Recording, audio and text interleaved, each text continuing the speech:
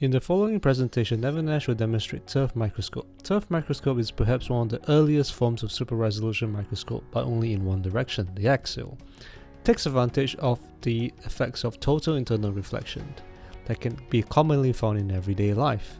This is an image of a person swimming underwater where the interface acts as a reflecting mirror. This reflecting mirror allows TIRF fields to be formed.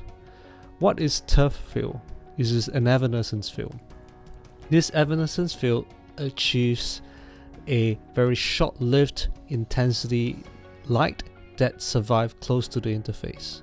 Because of this short-lived intensity focused, it allows only a few hundred nanometer fluorescence molecule to be excited. This limited confinement of intensity allows the microscope to excite only the fluorescence molecule very close at the interface. TIRF is a fluorescence effect using total internal reflection. This is because of the refractive index difference between the incident and the medium, allowing critical angle of light to be exceeded. The critical angle of light is based on the simple Snell's law, which is a sign defined by the index of change ratio between the medium and the incident light. But this small change has huge ramifications such that it only allows intensity up to a depth of a few hundred nanometers to be excited. This can be seen in this graph where the index change on the x-axis is critically defining the depth of penetration depending on the index of change in the medium. Using two different types of numerical aperture lenses of 1.49 and 1.65, you can see here that the angle change drastically changed the depth penetration. And so, using TIRF microscopy, it is able to measure very subtle changes in cellular membrane. As you can see on the left in A, there is an epifluorescence light where there's lots of out of focus fluorescence, whereas in the TIRF microscope system, out of focus lights are removed and do not contribute to the image itself, and such that this allows imaging of live cells. One can implement a structured illumination microscope using a TIRF mode.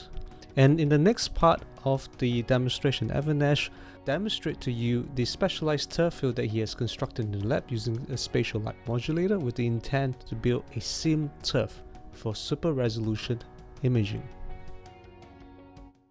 So what we're looking at here is a TIRF microscope. Now a TIRF microscope is still a fluorescence microscope, but with one important difference, which is that the illumination is restricted to one single layer. Now, why is this important? If you, let's say, if you're looking at a cell through an objective lens, if you only wanted to look at the bottom cell membrane, so the part that's pressed up against your cover slip, what happens sometimes is that with a fluorescence microscope, you're exciting light from all through the sample, and then when you take your image, you'll see a lot of out of focus light. With a TIRF microscope, you're restricting your illumination to only be at the bottom of the cell, which means that we can look at just the cell membrane by itself with no out of focus light. So let me describe to you. So for this microscope, we need to use high NA lenses. Now high NA lenses have this requirement that you use immersion oil. Now immersion oil isn't like any of the other oils you've seen in your day-to-day life. Those oils will have something called autofluorescence, which is basically as the laser passes through it, it will generate fluorescent signal which will interfere with your image.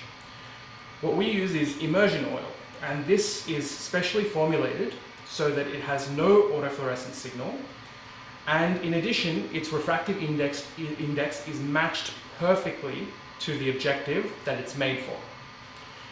So the way that we can load samples onto the system here is first, we take our objective, we add a drop of this immersion oil on top, then we obtain a cover slip, which is simply a thin piece of glass which has the same refractive index as the objective lens, and we place this cover slip on top of the objective with the immersion oil such that there is like no gap. Once that's done, we can add whatever sample we want to observe onto the top of the cover slip. Now, you can see here that a sample that has been prepared and placed onto the microscope. So you can see the objective and on top the cover slip. And in between that is a thin layer of oil that we've added on. So this is the software interface that we use to control the TIRF microscope. On the right, you see a custom program written in LabVIEW, which is used to control the spatial light modulator, which, as I mentioned earlier, controls the beam. On the left, you can see the camera. So the camera picks up the fluorescence that is emitted by the sample after being excited by the incoming beam. So this is a fluorescence image that we obtained from our microscope. And this is very close to the TIRF field. So what you see here are 200 nanometer beads, all situated on the cover slip. And because it's a TIRF field, I don't see any of the beads that are kind of floating around above them. I only see these beads which have settled to that thin layer on the cover slip. Next, I'll show you how I can use two beams to generate an interference pattern at the sample plane. And this is actually what is used in SIM. So using my LabVIEW program, I can enable that option, and my spatial light modulator will generate the particular fringes I need.